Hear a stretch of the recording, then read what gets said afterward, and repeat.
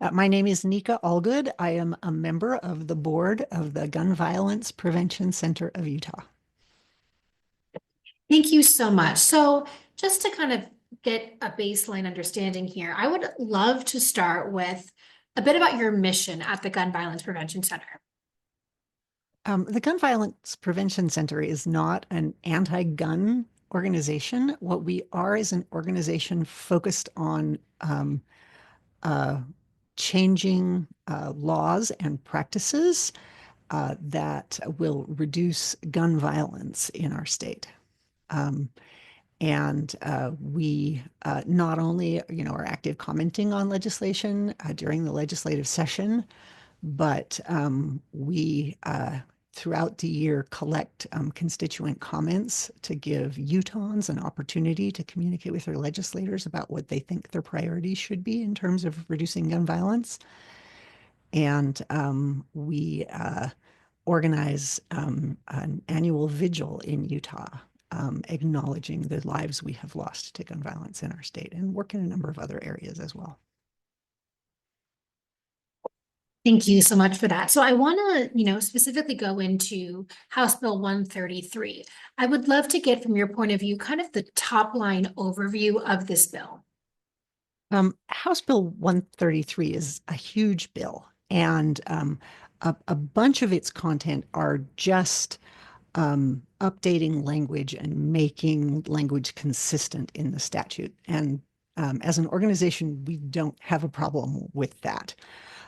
There are some specific changes buried in all of that that we are very concerned about. In particular, there is a change that would allow 18 to 20-year-olds in Utah to open carry a loaded weapon. While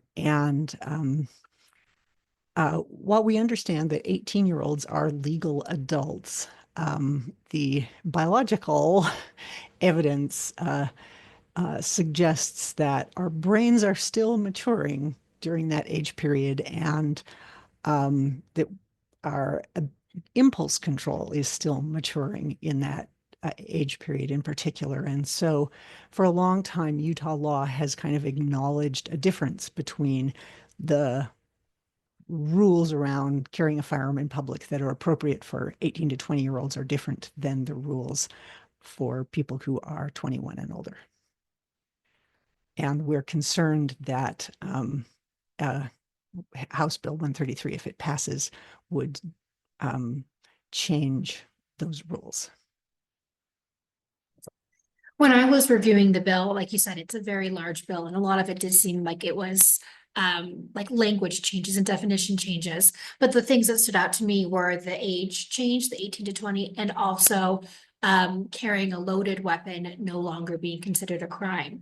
I know that that would also apply to younger 18 to 20, but just in general, what does the decriminalization of having a loaded gun, what is your position on that as well? So for a long time, Utah statute has had this standard that there needs to be two actions taken before firing. And that is a sensible statute standard because it reduces both an intentional firing of a weapon and also reduces impulse just by giving a little extra time needed for action. That is a little more time for people to think about what they're doing. And I'm very concerned about HB 133 potentially abandoning that standard and putting this in a situation where in public people can unintentionally fire a weapon or can, on very short impulse without taking any time to think, fire a weapon. That's such an interesting way to put it, that if you remove the step of having to load the weapon, that's a second or 2 seconds that you could think and change your decision. And when you put it that way, that makes it such a clear train of thought of there should be a couple barriers before someone can shoot a gun. In that same regard, I want to ask about storage and if there's anything in this bill, because it's so massive, around the proper way to store a gun and to prevent people who should not be accessing a gun being able to get a firearm in a home. Um, as I understand this bill, there is nothing there requiring safe storage. However, during this legislative session, Representative Stoddard is running a very good safe storage bill that I highly recommend people read and communicate with their legislators about. Um, we know that almost 80% of gun deaths in Utah are suicides. And in particular, suicide has passed car accidents as the number one cause of death of children and teens. And having guns safely stored reduces the risk of children and teens using that firearm to commit suicide. What the research has found is that guns are such a uniquely lethal means of suicide that almost 90% of people who attempt suicide with a firearm die in that attempt. And if you look at other means of suicide that are commonly used, those are much less likely to be lethal. And so they give someone another chance to get some help, even if they have gone so far as to make an attempt. Also, um, uh, having safe storage laws helps protect young children, particularly from accessing a firearm and then unintentionally shooting themselves or someone else. Last summer in Utah, we had several incidents of young children accessing a loaded firearm, either in their home or in the car they were in with an adult, and shooting themselves or shooting someone else. And if we made it clear to Utahns that if you own a firearm and there is any way a child or teen might have access to that, you have a legal requirement to keep it safely stored and stored unloaded and separate from ammunition, that would save young people's lives.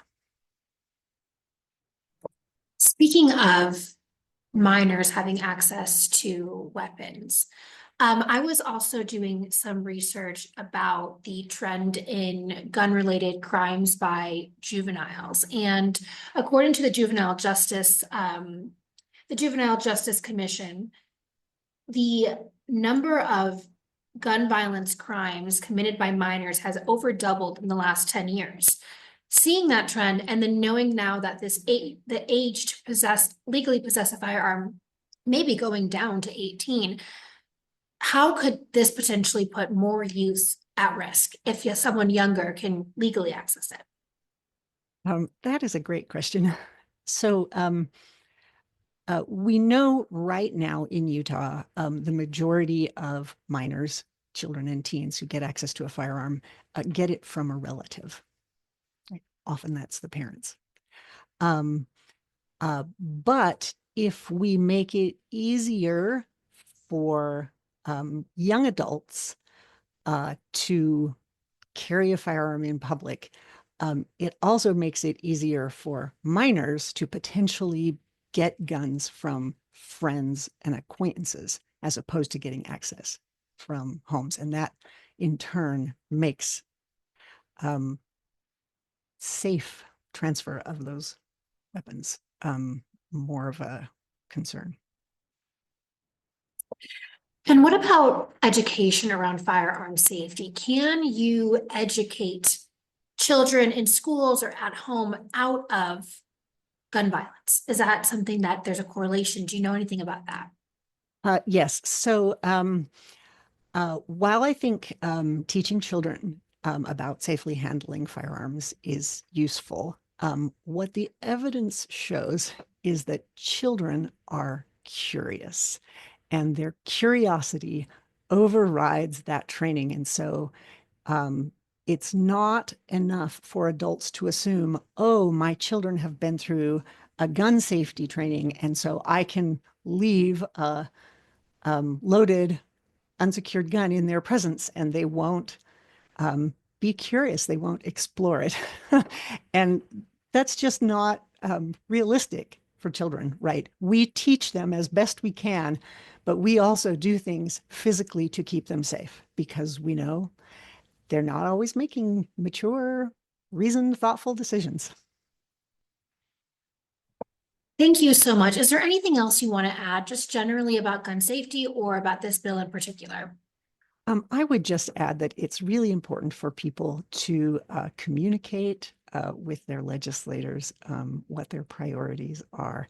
And if you are concerned about the safety of children and teens in the state of Utah, this is an excellent time to email your legislators and let them know that.